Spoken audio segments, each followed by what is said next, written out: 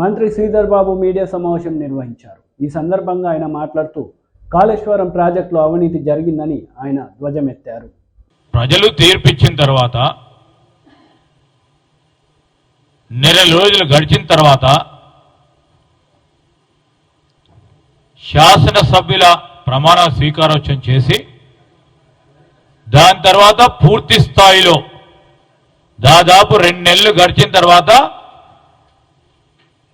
వారి ప్రభుత్వాన్ని నడిపేయటానికి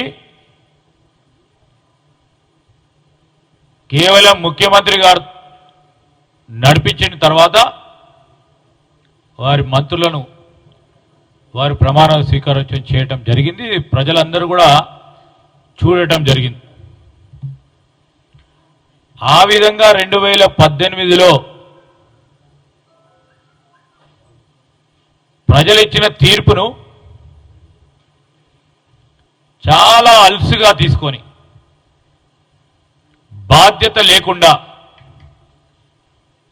ప్రభుత్వ యంత్రాంగాన్ని ఇష్టారాజ్యంగా అడ్డగోలుగా నడిపే ప్రయత్నం చేసింది కనుకనే ఈరోజు ప్రజలు కాంగ్రెస్ పార్టీ ద్వారానే పేదవారికి, సామాన్య ప్రజానికానికి, ఉద్యోగస్తులందరికీ మేలు జరుగుతుందని తీర్పునిచ్చిండ్రు. ఆ తీర్పును గౌరవిస్తూ ప్రభుత్వం ఏర్పాటైన 48 గంటల్లోనే మేం ప్రజలకిచ్చిన వాగ్దానాల్లో ఈరోజు 6 గ్యారంటీలలో ప్రధానంగా ఉన్న అంశాలని ప్రజల ముందట పెట్టాం, అమలు పరుస్తా ఉన్నాం. ప్రజలందరూ కూడా గమనిస్తా ఉన్నారు. 2 ప్రధానమైన గ్యారంటీలో ప్రధానమైన అంశాలు, ఒకటి రాష్ట్ర ప్రజలు, ప్రత్యేకంగా మా రాష్ట్ర మహిళా సోదరిమణులు, మా అక్కలు చెల్లెలు అందరూ కూడా ఇచ్చిన గ్యారంటీలో మహిళలకు సంబంధించి ఉచిత బస్సు ప్రయాణ సౌకర్యం, రాష్ట్ర వ్యాప్తంగా 6.5 కోట్ల జీరో టికెట్స్ ని ఈ రాష్ట్ర మహిళా సోదరిమణులకు ఇవ్వటం జరిగింది. అంటే ఒక మహిళా సోదరిమణి వారి అవసరాల దృష్ట్యా రోజుకు ఎక్కడికి పోవాలన్నా, ఎన్నిసార్లు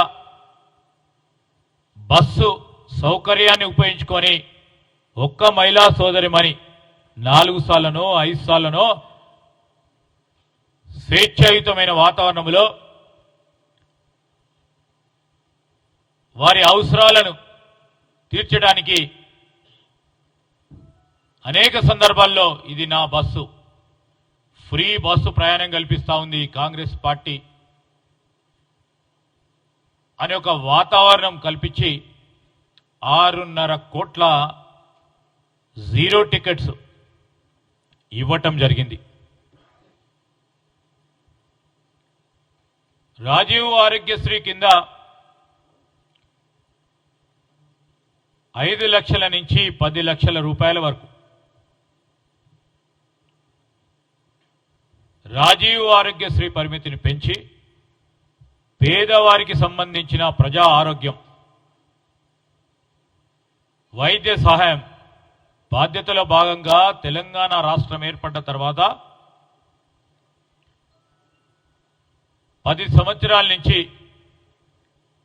ప్రజా ఆరోగ్యాన్ని నిర్లక్ష్యం చేసిన టీఆర్ఎస్ పార్టీ ప్రభుత్వం వైఖరి పట్ల ఏ విధంగా ప్రజా ఆరోగ్యం, పేద ప్రజలకు సంబంధించిన అంశాన్ని దృష్టిలో పెట్టుకొని 10 లక్షల రూపాయల వరకు రాజీవ్ ఆరోగ్యశ్రీ లిమిట్స్ను పెంచడం, ప్రజలకు అందుబాటులో ఉంచడం జరగటం, ఇది ప్రజలందరూ కూడా గమనిస్తా ఉన్నారు. ఈరోజు టీఆర్ఎస్ నాయకులు ఏ విధంగా ఉంది వారి పరిస్థితి అంటే నవ్వి పొదురుగానక నాకేము సిగ్గు అన్నట్టు వారి వ్యవహార శైలి ఉంది. మేమందరం సుదీర్ఘ రాజకీయ జీవితాల్లో ఉండి ప్రజాప్రతినిధులుగా ఉండి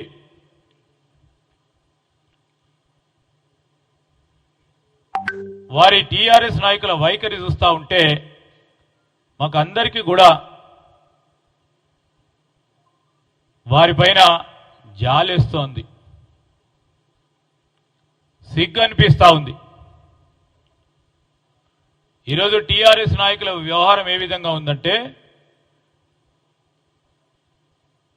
10 సంవత్సరాలు కాదు, ఈరోజు అధికారం వారి సొంతంగా, ఇంకెవరు ఈ రాష్ట్రాన్ని పాలించొద్దు